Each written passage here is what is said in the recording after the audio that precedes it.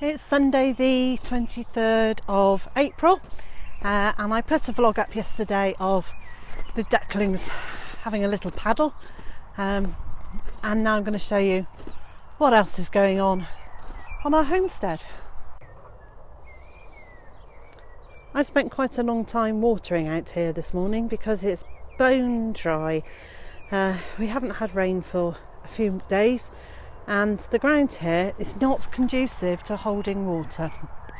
It does tend to dry up very, very quickly. So in the food forest area, and some food is actually starting to grow quite nicely now. The strawberries are in flower. A little early, or perhaps it's not actually, if we're going to have them in June or July, but yes, so they're now coming into flower. And over in the annual veg garden, well, I watered the beds in here this morning too, but you'd hardly know it. But the reason for doing it is that the ground, I'll show you here, the reason for doing it is that the ground is bone dry, absolutely bone dry. And I hadn't thought about it yesterday when I covered the ground in the composted wood chippings, that they're now sitting on an almost concrete hard layer of soil. So I've drenched this. I spent a long time this morning with the hose to try and get right down onto that dry layer. So let's see if I was successful. Well, it's not bad. It's looking... yeah, there's a little bit of moisture quite deep down. So the reason I wanted to do that is that I'm going to be planting carrots in here and I didn't want to plant them and then have to soak the ground so much to get the soil moist that it washed all the carrot seeds away. So that's now ready for me to pop some seeds into, and I'm really pleased with how it looks. I said I was pleased before, but I really am. And further down here, on this side, Mr. J has mowed an area of the long grass so that I can get in the next pathway here and bed there and pathway on that side of it. And although it's kind of worth him doing all of it, it's also not, because I'm not going to have time to get that many beds made before it's long again.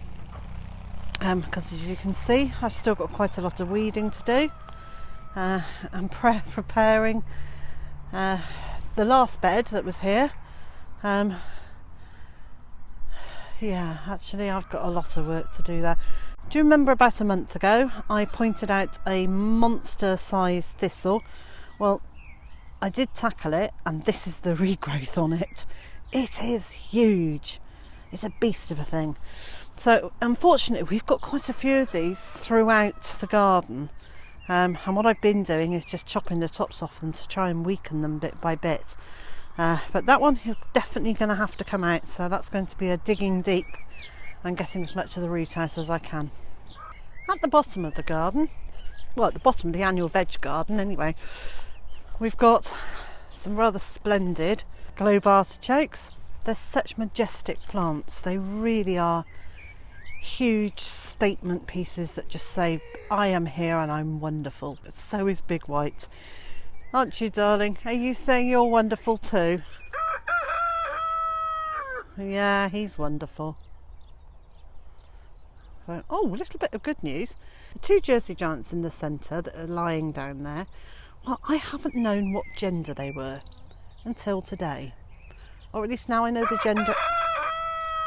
Thank you, Big White. Now I know the gender of one of them, because one of them is very definitely female. And I think the other one could be. But the thing with Jersey giants is you often can't tell until really quite late on. And they're only 22 weeks old. And we didn't know Big White was male until he was about 26 weeks old. So anyway, back at the bottom of the garden. This area which looks looking a bit wild at the moment. It is wild. We've kind of just left it to do its own thing.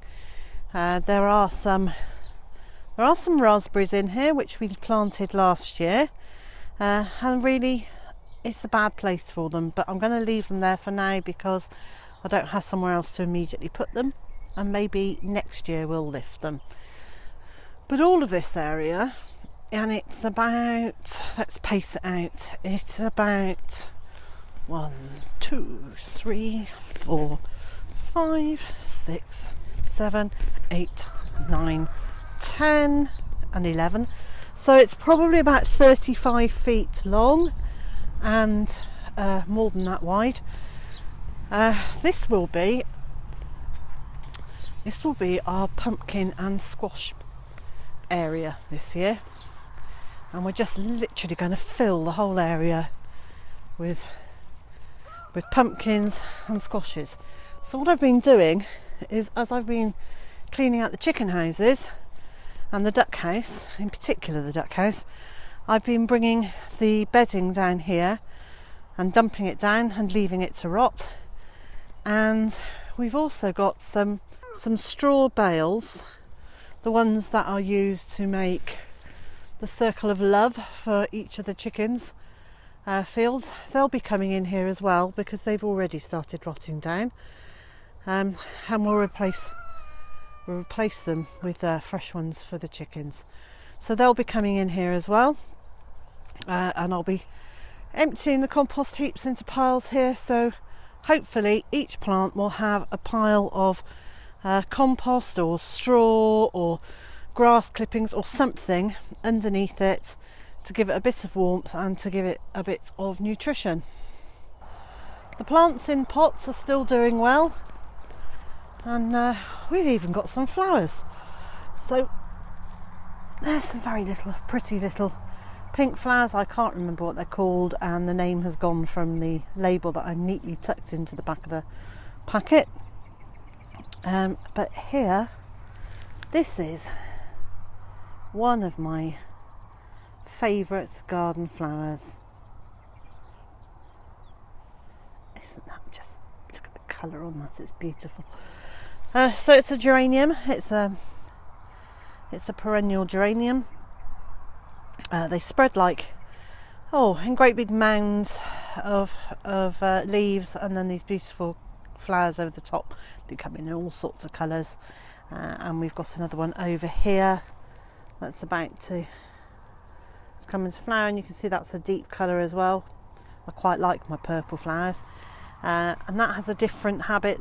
It's a different, the flowers are much closer to the leaves, and it's a lower mound.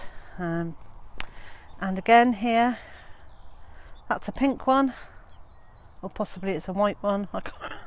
Hang on, let's have a look at the label. No, it's a blue one, it's a pale blue. So I got these ready, and when they're a little bit bigger and a little bit more established in those pots, I'll then get them into the perennial border. The peony that I bought, which was just a stick when I bought it, it's lovely, that's doing really well.